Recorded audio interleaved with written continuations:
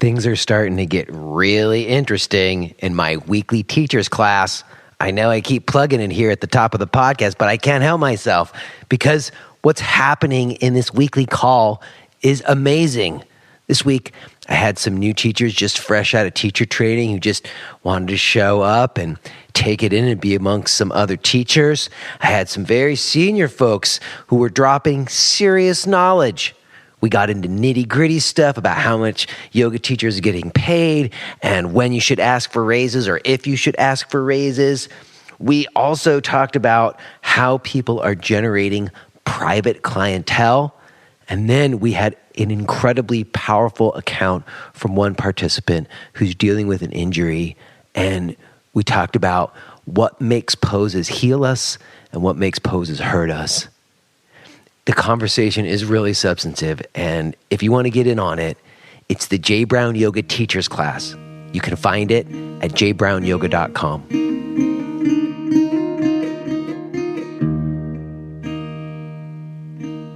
Okay, this is happening now. The point in time and space that I am in is connecting to whatever point in time and space that you are currently in. And the sound of my voice is meeting your ear canal over the infinite strata of the internet and ether between us. How about that? Isn't that an incredible thing that happens? We are here. You are listening to J Brown Yoga Talks podcast. My name is J Brown, and I am happy to be with you. Barely, because it's late, my friends. I am really up against it this week. Usually I've been on schedule. I've been totally on schedule for months. Not this week. In fact, I'm down in the basement. It's like old times. Long-time listeners might remember, for the first year and a half of this podcast, I was coming to you from my basement in Brooklyn. And then up until a few months ago, I was coming to you from my attic in Pennsylvania. And then of late, I've been coming to you from the new studio in Allentown. But tonight, it's so late. My wife's sleeping upstairs. I don't want to wake her up. So I'm back down in the basement again. That's okay by me. We're going to make this happen. We got a podcast to listen to this week, don't we? Yes, my friend Patti is here. I'll get to that. But first, I feel like I need to acknowledge something. I need to acknowledge that this country is kind of fucked up right now. And I'm sorry to just blurt that out like this, but, you know, I taught a workshop this afternoon, and I was just sort of looking around the room, and I was talking with people, and, you know, everybody's dealing with their lives, and none of us talked about politics. None of us mentioned the president or the special counsel investigation none of us talked about that stuff, you know, as I have not been talking about it on the podcast. I've just been avoiding it. It's like, do I really want to bring that into the podcast and talk about that shit? No, we want to like inquire into yoga and not have to be thinking about that shit. That's why when we watch the news, it's just fucking depressing, you know? But I had to admit to myself, I was talking to people, and I just had this sense that we were all managing our best and doing what we could, but there just was this underlying buzz of anxiety that I just felt it wasn't coming from within each of us. Like we were all feeling this same buzz, like it was an external force or something on us. And I just think that in many regards, we're at some pretty pivotal moments right now. On one hand, frankly, I tend to be a little bit of a cynic. And, you know, one of the reasons I don't talk about politics so much is that I don't I don't really believe stuff that people tell me about what's happening with our government and our politics always. I suspicion that we never get the real story. We never get the real story. And I do think that there's people who are in money, power positions who pull strings and are affecting how our society is. And I don't know, I don't want to get too into like conspiratorial weeds, but I just don't really trust always that what they say is happening is what's really happening. In fact, most of the time, it's probably not the case. But regardless, even if it is just propaganda and it's just the Matrix show that they give us while they do what they do in the background that we don't know about, I just think that if in November there isn't some kind of rebuke, and God forbid this president were to get reelected in 2020, I don't really know how to take that. I don't know. It's very difficult. I almost can't even get my mind around what has happened. I'm still in shock, even a year and a half later. There's so many absurd and just surreal things that seem to be taking place. So I don't know, I just felt like I got to acknowledge that. And fucking A, we just got to hope. We got to hope that people show up and there's enough people that show up that there can be some kind of counter. And certainly there are some of our institutions seem to be doing their best to hold, but it obviously seems like there's a bit of a pivotal moment for this country approaching. And even when we're not talking about that or, directly addressing it in conversation with each other, which like nobody really is these days, it seems to me. I'm not talking about it with anybody. Nobody wants to talk about it. It's still there, and we gotta acknowledge it. So that's what I'm doing. One of the things that has been helping me is you, the podcast listener. A lot of people reached out to me this week, and the communication from you guys is so valuable. It's really lovely to feel like we're not alone in stuff, right? I'm going to read some emails to you today. But before I do, let me mention that today I'm talking with Patti Safian. I think that's how you pronounce her last name, Safian. Patti Safian, maybe that's right. Safian? Sorry, Patti. But she won't mind because Patti is just a wonderfully open and enjoyable person to be around. I ran into her at the Desikachar conference. I think I mentioned that last week. And she was just this familiar face that I remembered from this formative time in my own personal yoga practice and in like the New York yoga scene. We talk about it. And I just immediately locked into her. And, I didn't really know until I got to talking to her that her mom was heavy into Rajneesh and anything about her story so much. So it was wonderful to get this opportunity to connect with an old friend and to really touch base on some important stuff surrounding cults and giving your power away. So very cool conversation that you're going to get to hear today. Before we do, let me mention that today's episode is brought to you by yogaanatomy.net. It's the online education resource of Leslie Kaminoff and Amy Matthews, co-authors of the well-known book Yoga Anatomy, which most of you probably have on a shelf somewhere. They are friends of mine. They are teachers of mine. They've both been on the podcast. You can go back and listen to those episodes. They're quite inspiring. I have personally used their online courses. In fact, if you take Leslie's Principles course, you'll see me because I was in the group that they shot for the online course. So you take it along with me and you will learn many valuable things, as did I. If you need to study yoga anatomy, or if you just want some deep yoga learning, go to yogaanatomy.net.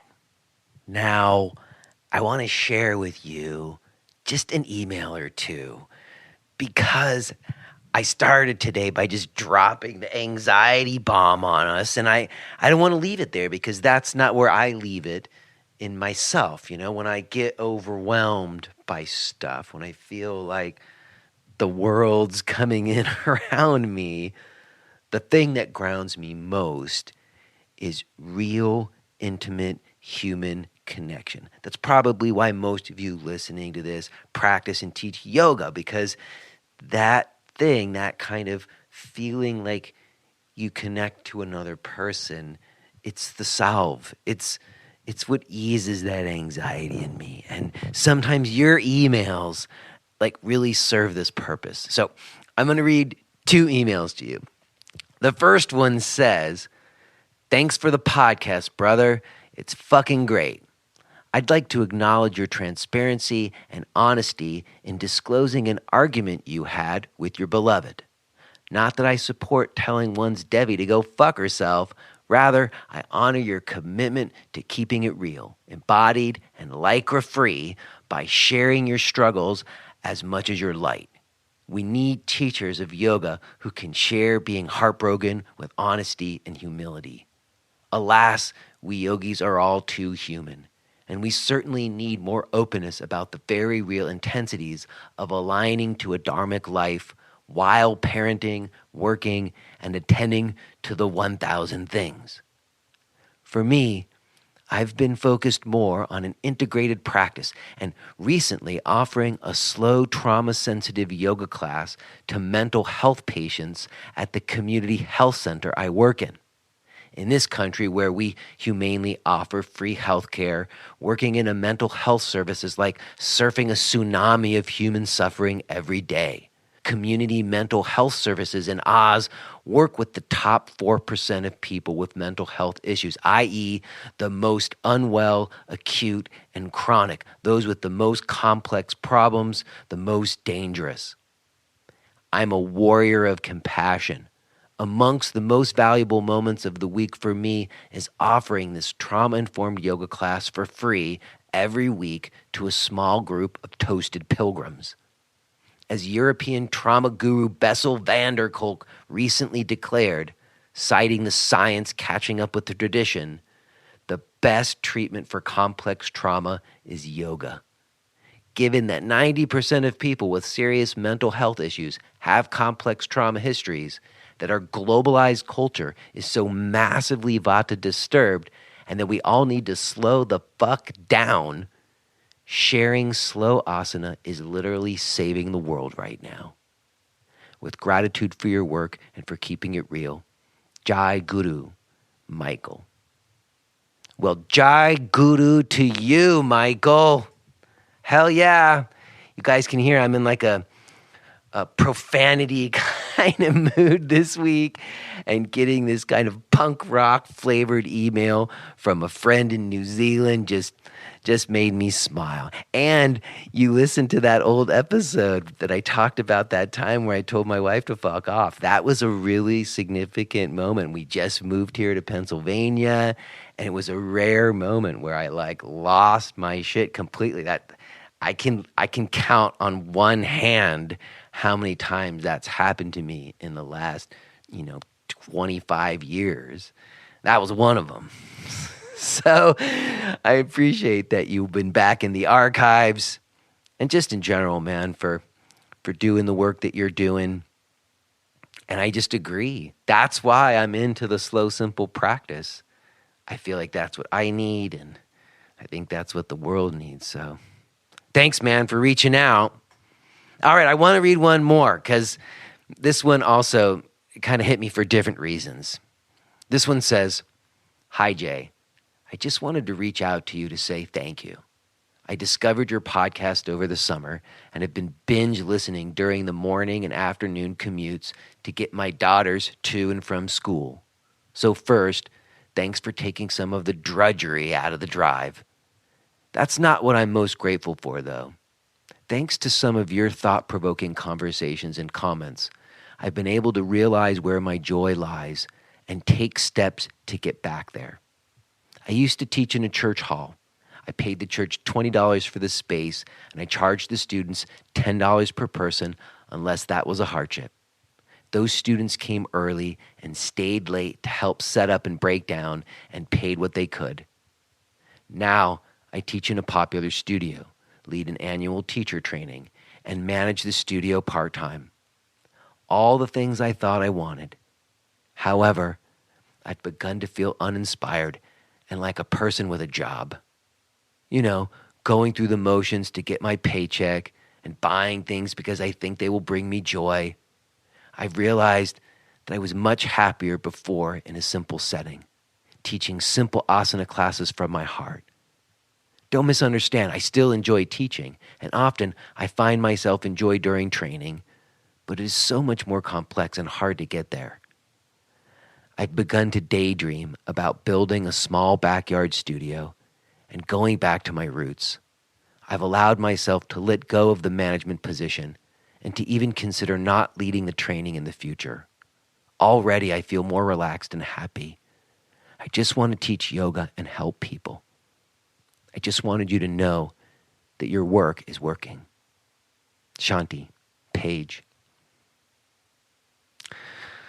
Well, thank you, Paige, for that last sentiment especially.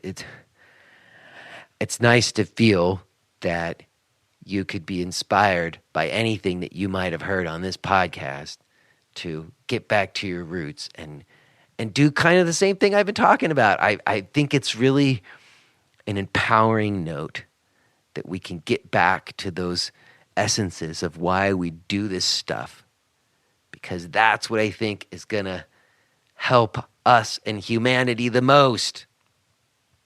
So, anyways, I'm sorry. I know I'm kind of taking a long time in this intro, but that's it. I wanted to share in some of the human connection that I've been feeling with you all. I will touch base with you on the other side. I do have some very exciting things coming our way. But for now, let's go ahead and spend some time with my friend, Patti Safian.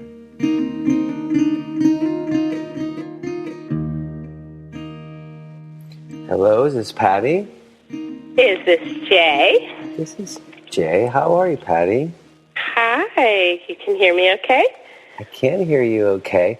I usually call people via their Skype account more than like a landline phone, but I suppose are you going to be able to hold the phone the whole time? Usually it's nice to have like a set of headphones in. Oh, no, that's okay. I'm 55. I'm old. This is how I grew up, I see. So we're just going to, like old time, like the old like rotary phones, right? It's old-fashioned. I could be adjusting the bunny ears on the TV even if we were Skyping. All right. Well, so we'll have that flavor. We'll have that little bit of sound quality, like the old phones. What's the phone that you actually? This is actually a landline, is it? This is my landline that I sent you. I actually was just texting you because I was like, "Ooh, maybe he forgot or something." I think that's like sort of my theme in life. I always feel like, oh yeah, I wasn't heard. I'm like, I must have messed something up. I didn't communicate properly. So the fact of having a phone line that's a little old-fashioned is metaphorically correct for the way that I would communicate.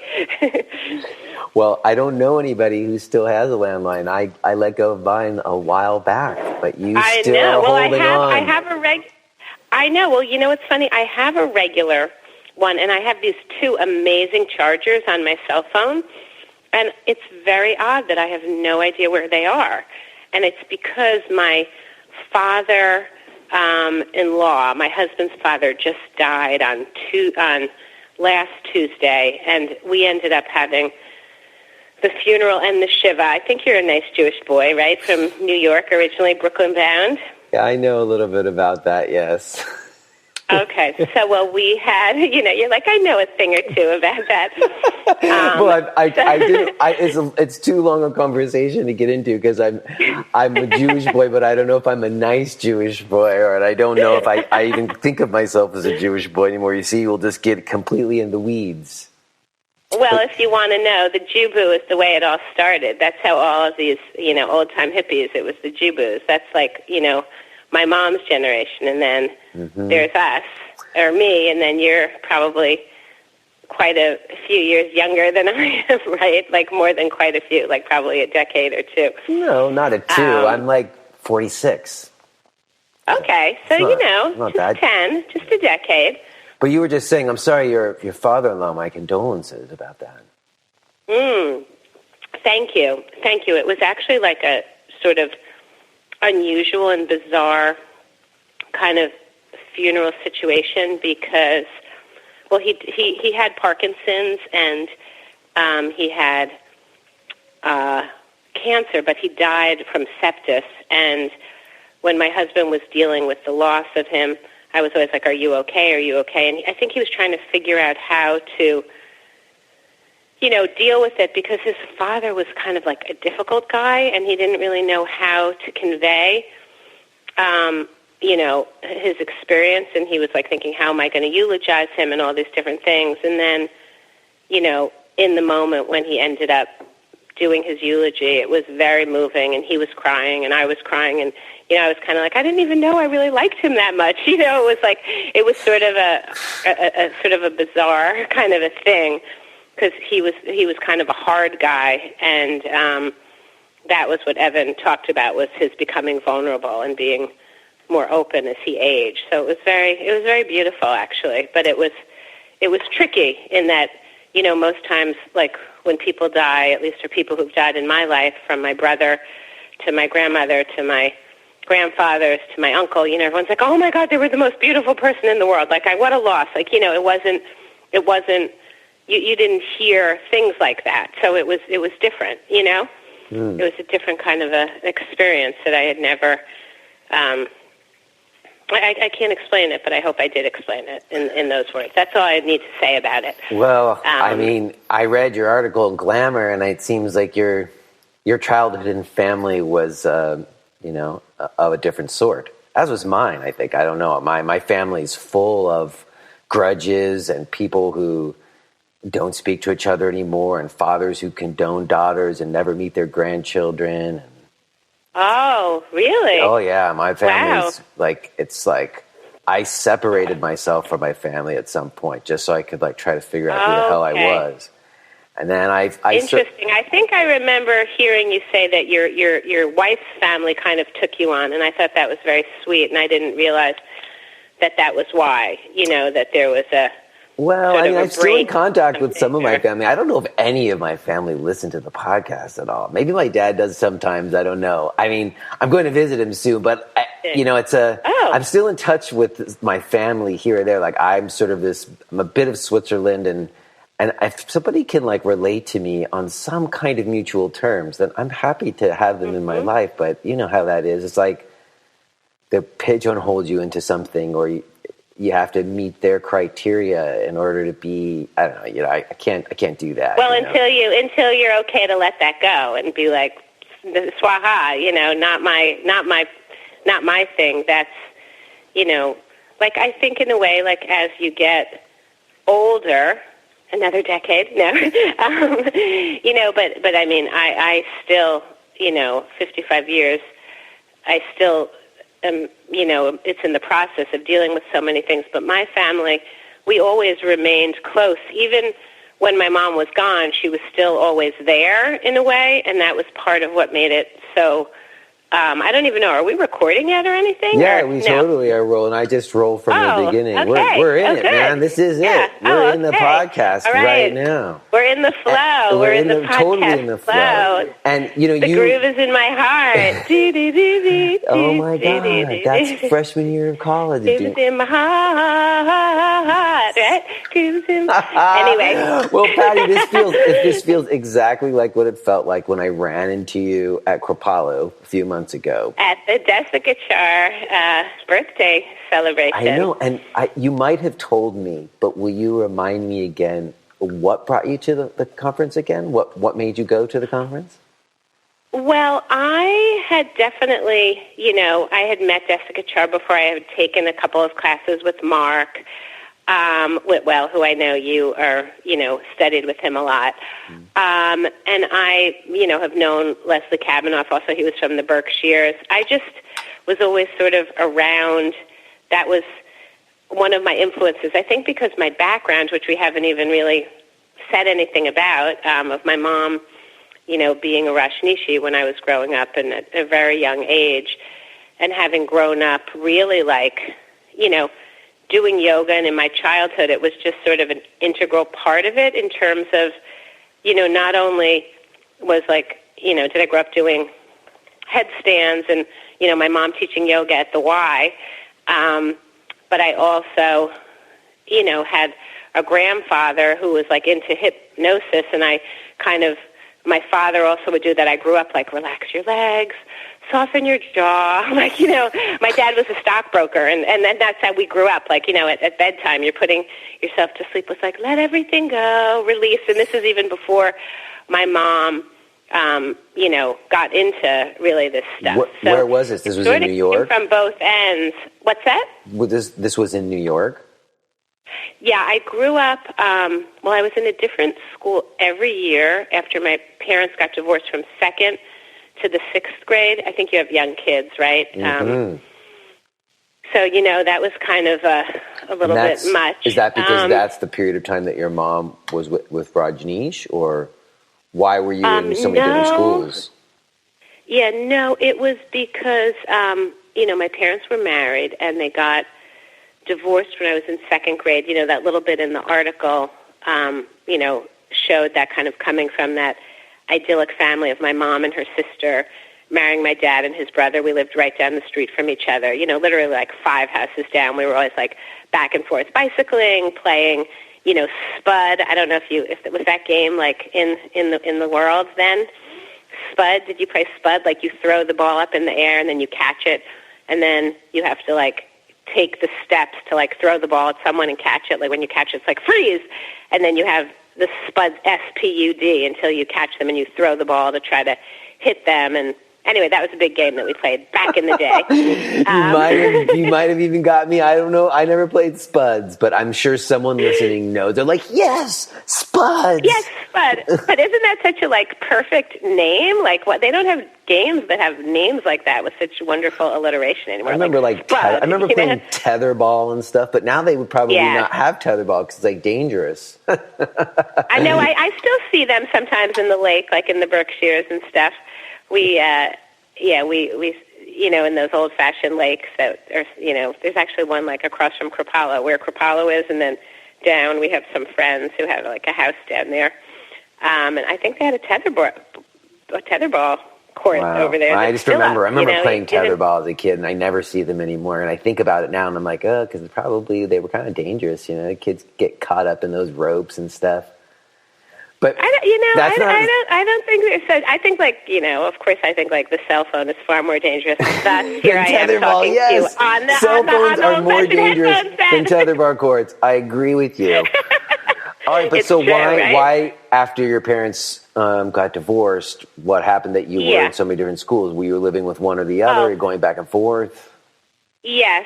So, my parents got divorced, and we kind of had the funny upbringing that we were pretty much the only Jews in our neighborhood to start out, as we were talking about. It was a pretty, all our our neighbors were like the Caridios and the McGillicuddies and, you know, Lorraine LaGreco, you know, that was sort of, and we were like the Safians. So we were, you know, so then we were the family that like we got divorced, and like most like Catholic families, there wasn't a lot of divorce back in the day. And then, you know, so that was kind of a little bit like made us like stand out. I feel like we had a lot of things like that. You know, we all had braces on our teeth at an early age. You know, my mom's boyfriend was like, you know, younger than her, and he was like a student at Columbia University. He was African American. You know, my aunt's boyfriend after that was like you know, he taught at Brooklyn College, and he like was an English professor, and he was from Jamaica. You know, like it was just, we just sort of always like stood out a little bit in the neighborhood. You know, we weren't like everyone else. So and your mom got into yoga early on. Well, she was into yoga earlier on. Yeah, she and my aunt both were into yoga, and they had done things. And when my mom came back from, you know, well, not when she came back, but actually one of her friends came back from India after visiting.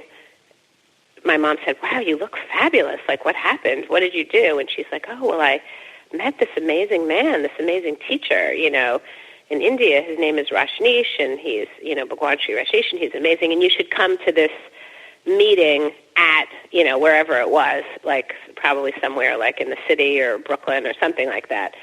And when she went to that meeting, she was like, "Wow, this is really something that I'm very interested in." So that's when my mom's boyfriend at the time, Chris, was not very into that. So that was the beginning of their splitting up. But prior to that, when my parents were, right before they got divorced, my mother had gone back to school at Sarah Lawrence. She was very smart. Like, you know, she got into Pembroke, which is, you know, now Brown. It was like Barnard and Columbia. You know, I was at Barnard after I left Northwestern, and it was, you know, I was the last graduating class at Barnard. Like, I was a residence counselor for the Columbia College women coming in. Well, my mother was at Pembroke, you know, so that was sort of the thing. And she left and got married and had kids, and I wondered if she just, you know, had gone through college and did all that, she probably wouldn't have, you know, done, or maybe wouldn't have done as extreme a thing as she did, you know, which created, of course, like a tremendous amount of pain for all of us. Well, we can get to that. So I think, yeah. All right, so you're going to many different schools at a young age, which that's crazy. They got divorced. My mom had Chris as her boyfriend. You know, she got into the Rajneesh thing, and then we were like, yeah, we definitely, well, she didn't actually, she was getting into it, but we're like, yeah, we need to leave Eastchester, New York. Like, it was like, we need to get out of here. So we left where I had gone from kindergarten until second grade, and we moved to Riverdale, and we moved to, you know, like 2728 Henry Hudson Parkway. It was, you know, this beautiful apartment building. My dad was living in the city. We would see him every Wednesday night and every weekend, and we would go. He actually bought a bunch of land in the Berkshires, which is where my cousins and I would go every weekend because my aunt had gotten divorced as well. And everyone kind of scattered about. So we moved to Riverdale. My cousins moved to Mount Vernon, and when we were living in Riverdale was when my mom really got fully into the sannyasin thing, and I think that's where I kind of started the article of coming home and her, you know, in the orange halo and glow, being like, you know, she was in the bathroom and she was dyeing all her clothes orange. And so was, how old you know, were you when that? How old were you when that fully kicked in? I was in third grade. I was in third grade, and coming home from, I was at school in a school called PS 21 in Riverdale, and you know, it didn't feel like very safe or cozy at that time. You know, I mean, that's the exact age of my eldest daughter right now. I mean, she's going into fourth grade, but she's kind of skipped a grade on accident because of different way states do, like the cutoff, but it doesn't matter. But she's essentially the same age, and she's smart enough to know stuff, though. That's what I was going to say. It's like, you're smart enough to know what stuff's going on. Yes, yes, definitely. So I was smart enough to know, like, this does not feel really right. This feels kind of unsafe. I don't really know what you're doing. And now my mother has a new name, and it's like Ma Satyabarti, and what the heck is going on here? You know, it was very overwhelming. I knew she was into this stuff, you know, but it was just, you know, it was like, wow, this is really happening now. And you know, what was your dad's response when that started happening? Like, what did he? Well, I don't they think weren't he together, really so he couldn't really say much. Yeah, but. he didn't really fully know what was going on. But, you know, the word he would use is, that's Meshuggah. You know, I mean, he just thought, what the heck is going on?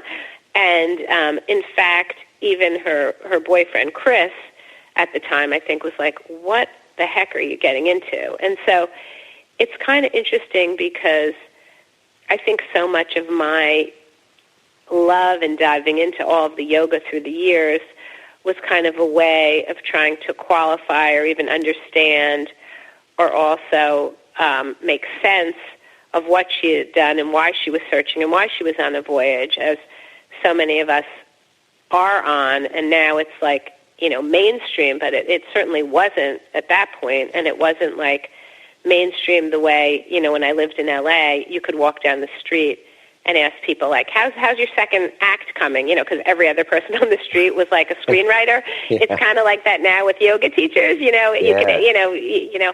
I used to think like, oh, I want to make like a funny art piece about, you know, like Barbie, whatever. I'm like, oh, wouldn't that be funny? Like Barbie yoga. Like now there really is Barbie yoga. Like it's real. It's not like a funny thing. It's a real thing. But like to me, I was like, wouldn't that be so funny, Barbie yoga? And now it really does exist. Well, so, you know, that makes me think, know, Patti, because the reason why I immediately, like when I saw you at the conference, was like locked in on you, and why I wanted to have this conversation with you is that I immediately recognized your face from this period of time. From Alice in West, right? Alice in West class, and among just like the circle there, because it was a much smaller world. And to be really specific, to put some years on it for me, it's you know, it's New York City, 92 to 99.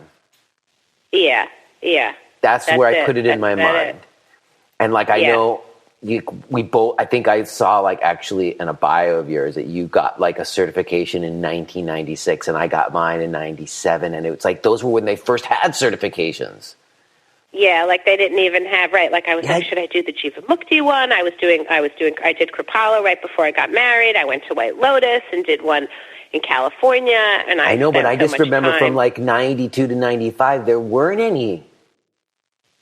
Like it was kind of like Jiva Mukti, I think, was going to do like their first one. And I remember, you know, thinking like, I should do that one. But I just sort of, well, I remember like Kachi, you know? Kachi was one of my first teachers who's been on the podcast Kachi. before. Oh, I love Kachi. And we talked about it too, because she was kind of in one of their first initial sort of trainings that was free. Like she didn't even have to pay. But then it became a training. And then Lillian Mead talked to me. She was on the podcast, and she was in that very first training at the center. That's on really Second funny. Avenue. I remember like Nikki Costello and like Dana Flynn. Nikki might have done it the year after that Dana Flynn did it, but I remember like Dana would teach a crunch. Like I think we all taught at all of the gyms. Like that's right. I taught, Cindy like, Lee, and everybody talks about that crunch Jiva Mukti. Oh my God, Crunch! I taught so many classes at Crunch, like, and at David Barton, and at Equinox, and at Sal Anthony Salon. Remember that place? Oh yes, and Plus One. Oh my God, Plus One. Well, that like became where wasn't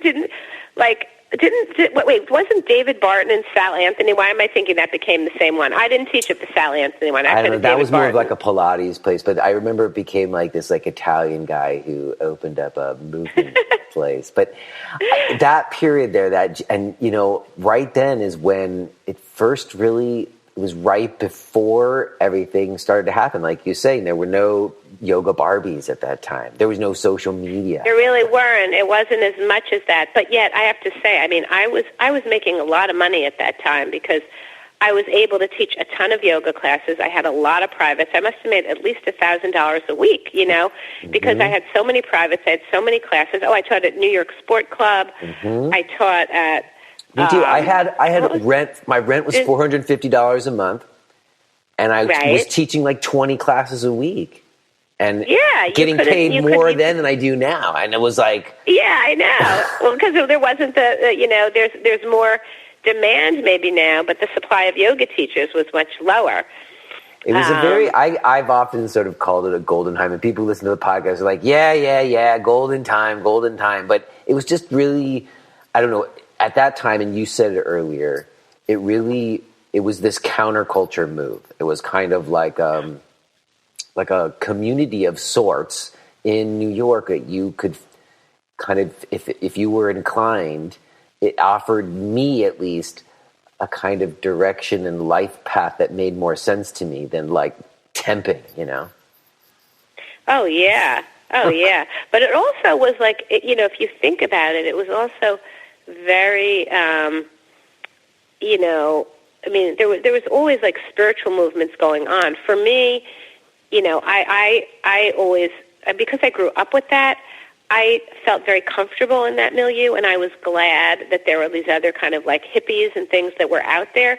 So I felt very comfortable, and I thought that the classes actually were very full. I mean, I remember when you would go to East 2nd Street, which is where Jiva Mukti was, it had like the big room, and then there was that little room in the back where you would do like the lead Ashtanga, as opposed to the and they didn't have any they didn't even have an entryway. It was just like a hallway.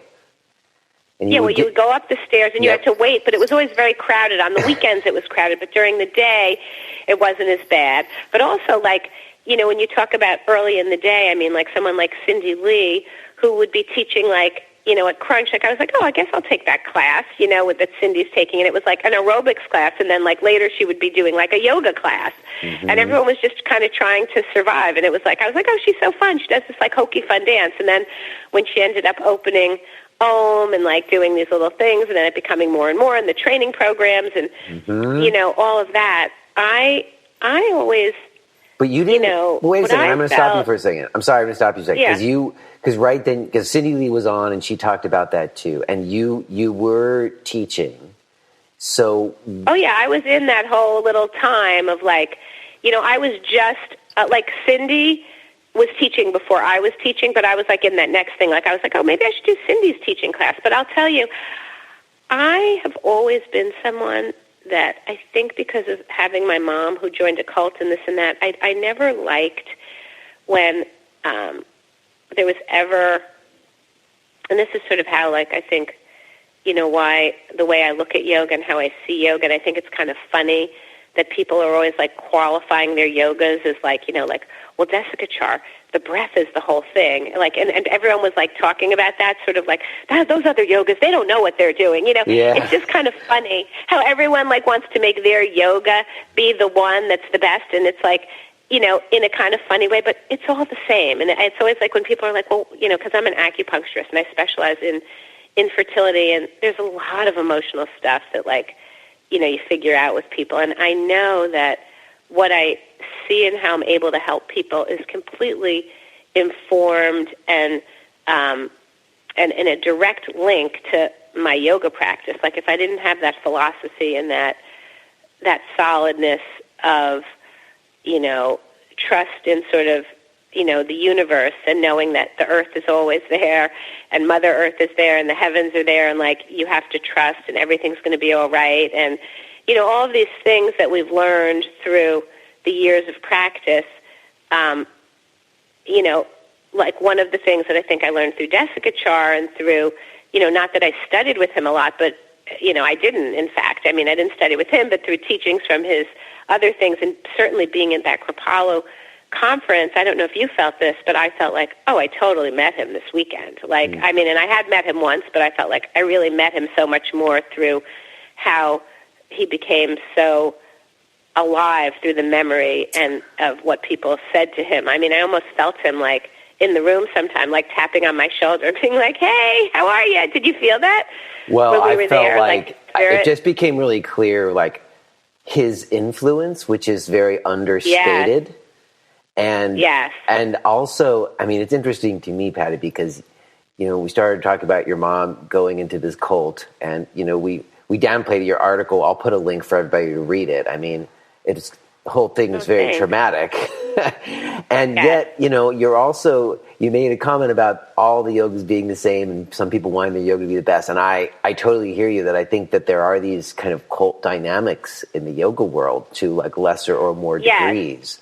But I also think that there are differences. Like, I don't think that like my yoga is the best yoga, but there's definitely differences having studied different styles. I mean, you were Jivamukti, you did Kripa, you studied Anusari, you studied different styles. So like they're not all the same though. I mean, you have a lot of things. Oh no, they're very different, and yet they're all the same, but they all, for me, have been layers upon layers of building up to different ways of seeing things and kind of having different tools, I feel like, in a way, in my belt that I can pull out and use according to like what might be a better thing for each person. So in a way, what Desikachar is saying, and I think it's absolutely true that you have to tailor, a practice and how you talk to people, like, to my patients. They're just so different. I'm like, oh, for you, this is what you should do. Like, you need to slow down. And for you, you need to speed up. And, and so it's like a lot of people that come to me, a lot of the women that come to me very often are doing IVF or IUIs, which I don't know if you know what that means, like IVF, I do. like Okay.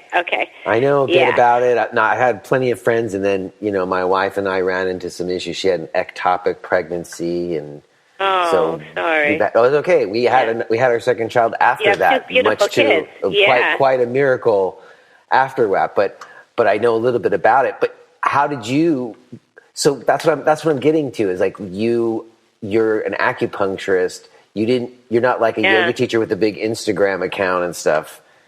So no, I actually sort of fled away from it. It's funny because a lot of the people who we were like kind of all in that world together, like they're all like the famous yoga teachers now. And I always think, oh yeah, what if I would have gone that route? Because it's like people like Amy Ippoliti and Jillian Pransky and Christine McGee, and like those were all like, we were all kind of there together and all the the things together. And like we used to, like Amy and I used to sub for each other. We'd see each other at, oh my God, Om Pavitraha. Why can't I think of his name right now? He's like the most adorable. Dharma Mitri. Oh, I was thinking like, I remember like doing his psychic workshop, Om Pavitraha, Pavitra wa Savavashtanga Topi wa.